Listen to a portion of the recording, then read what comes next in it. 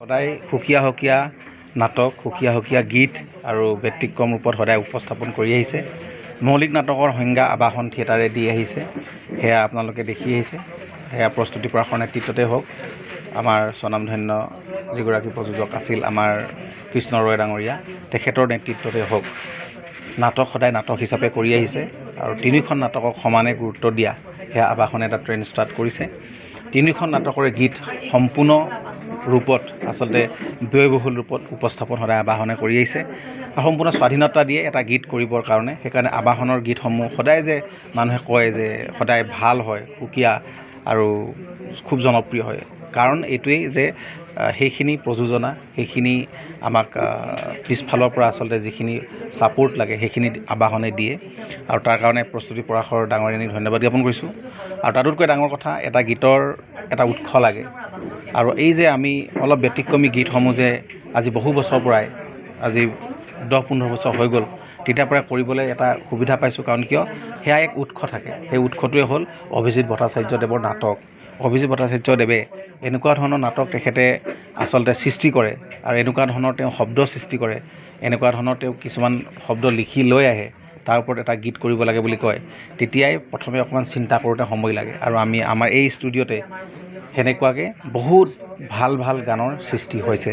আৰু সেই মানুহগৰাকীক সদায় আমি মনত ৰখা উচিত আৰু তেখেতক ধন্যবাদ জ্ঞাপন কৰিছোঁ। আজি ৰিলিজৰ অনুষ্ঠান নাই, কিন্তু মূল সৃষ্টি উৎস তেওঁ।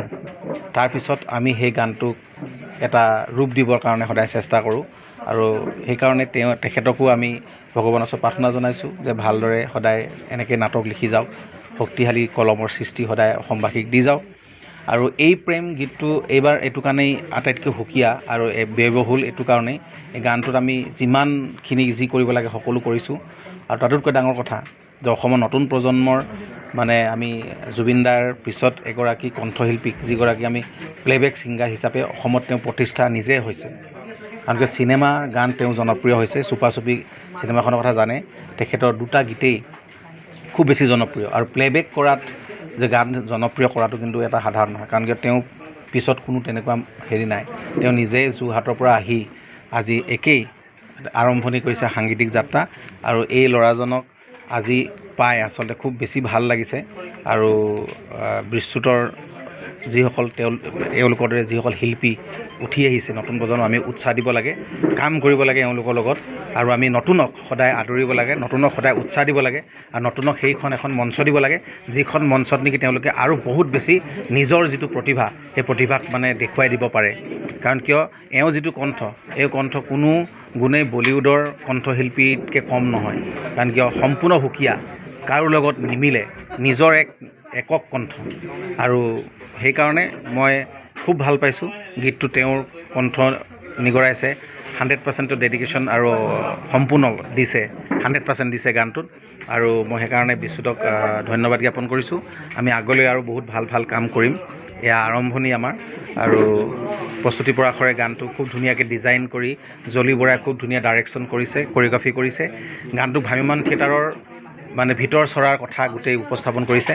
গান এটা সৃষ্টিৰ পৰা কিদৰে ৰেকৰ্ডিং হয়, কিদৰে তাতে উপস্থাপন হয়, কিদৰে সেই গানটোৰ কাৰণে ছেট লাগে, বিভিন্ন কলা, কাৰিকৰী কৌশল, যে কেনেধৰণে নৃত্য হেৰি কৰে, তাতে কৰিঅ'গ্ৰাফি কৰে, গোটেইখিনি কথা প্ৰস্তুতি পৰাশৰে কিদৰে থিয়েটাৰত চিন্তা চৰ্চা কৰে এখন নাটকৰ কাৰণে, গানৰ কাৰণে, গোটেইখিনি দেখুওৱা হৈছে। এয়া এখন ভ্ৰাম্যমান থিয়েটাৰ এক দলিল হিচাপে থাকি যাব, ইয়াক সাক্ষী হৈ থাকিব ভ্ৰাম্যমান থিয়েটাৰ কিছু কথা। আৰু যিবিলাক হয়তো কাইলৈ এই নাটকখন শেষ হৈ যাব, বা এবছৰৰ কাৰণে এখন নাটক, কিন্তু এই ভিডিঅ'টোৰ যিখিনি তেখেতসকলে উপস্থাপন কৰিছে, এয়া কিন্তু চিৰযুগমীয়া। আৰু সেইকাৰণে এই গীতটোৰ মাজেৰে এইখিনি কৰাৰ বাবে প্ৰস্তুতি পৰাশক আন্তৰিক ধন্যবাদ, আবাহন থিয়েটাৰক ধন্যবাদ। আৰু এনেকৈ আবাহন থিয়েটাৰৰ কাৰণে ভাল গান কৰি যাম। আৰু সদায় নতুন প্ৰজন্মইও ভাল কাম কৰক, ভাল গান বনাওক, এনেধৰণে চিন্তা কৰক। এই ইজিতে কিবা এটা অহা, যে এই সদায় আমি দূৰদৰ্শী হ'ব লাগে। আৰু সদায় আমি যাতে সেই বস্তুটোৰ বহুত দিন ধৰি চলি থাকে, আমি কম সময়ৰ কাৰণে আমি হেৰি কৰিব নালাগে। ভাইৰেলটোতকৈ সৃষ্টিটো বেছি গুৰুত্ব আমি দিব লাগে। আৰু সেইকাৰণেই এনেকুৱা ধৰণৰ গান অসমবাসী ৰাইজে আৰু পাব। আৰু ভ্ৰাম্যমান থিয়েটাৰত এবাৰ আবাহন থিয়েটাৰৰ গোটেই 3খন নাটকৰ গান মই সংগীত কৰিছোঁ আৰু গোটেই 3খনৰ নাটকৰ গানেই সম্পূৰ্ণ সুকীয়া আৰু এনেকৈ আমি এটা গান আমি ৰিলিজ কৰি থাকিম আৰু অসমৰ সমূহ সংবাদ মাধ্যমক ধন্যবাদ জ্ঞাপন কৰিছোঁ আপোনালোকে আহি উৎসাহ যোগালে আৰু মই বিশ্বতক এইবাৰ অকণমান আপোনালোকৰ আগত অনুভৱ ব্যক্ত কৰিবলৈ অনুৰোধ জনাইছোঁ। এইটো মিছা কথা, AI যোগেদি শিল্পী জন্ম কেতিয়াও নহয়। AI এটা টেকনিকেলি হয় আৰু টেকনিকেল বস্তু। AI কোনেও বন্ধ কৰিব নোৱাৰে, সেইটো এটা ধাৰা আহিছে, আধুনিক জগতৰ এটা নতুন এটা হেৰি আহিছে। কিন্তু তাতে সেই সৃষ্টিত কোনো মাদকতা নাথাকে, সেই সৃষ্টিত কোনো আৱেগ নাথাকে, কোনো ইম'শ্যনছ নাথাকে আৰু সেই সৃষ্টিয়ে একো কৰিব নোৱাৰে। কাৰণ কিয়, এটা গান সৃষ্টি আঁৰত এগৰাকী শিল্পী জন্ম হয়, গীতিকাৰ জন্ম হয়, এৰেঞ্জাৰ জন্ম হয়, সুৰকাৰ জন্ম হয়, বহুত মানুহ জড়িত হৈ থাকে। কিন্তু 3 মিনিটৰ ভিতৰত যদি কিবা এটা বস্তু ক'ৰবাৰ পৰা আনি তেওঁ অশুদ্ধ ৰূপত মানে প্ৰনাউন্সিয়েশ্যন কৰি উচ্চাৰণ কৰি গান এটা দি দিয়ে, সেই গানটো যদি আমি ব্যৱহাৰ কৰোঁ, সেই গানটো ক'ত ব্যৱসায়িক ভিত্তিত যদি আমি ব্যৱহাৰ কৰোঁ, সেইটো এটা অপকৰ্ম বুলি ক'ব লাগিব, সেইটো এটা বেয়া কাম বুলি ক'ব লাগিব। সেইটোত আমি ছাপোৰ্ট কৰিব নালাগে, গ্ৰহণ কৰিব নালাগে। আৰু এতিয়া অডিঅ' প্লেটফৰ্মবিলাকেও এটা সিদ্ধান্ত গ্ৰহণ কৰিছে, আমালৈও মেইল আহিছে যে AI যিবিলাক নিৰ্মাণ কৰা যদি আমাৰ কিবা গান আছিলে সেই গানবিলাক ৰিমুভ কৰিবলৈ কৈছে আৰু গোটেই গানবিলাকৰ সদায় অফিচিয়েল যিটো কপিৰাইট থাকিব লাগিব আৰু ডকুমেণ্ট ছাবমিট কৰিব লাগিব, তেতিয়াহে। আৰু এতিয়া জুবিন দা গানো যোনে তোনে আপলোড কৰিব নোৱাৰে, জুবিন দা গান আপলোড কৰাত বহুত ক্ৰাইটেৰিয়া কিছুমান দিছে আৰু সেইকাৰণে অডিঅ' প্লেটফৰ্মবিলাকে AI দ্বাৰা নিৰ্মিত গানবিলাক তেওঁলোকে ৰিমুভ কৰিছে।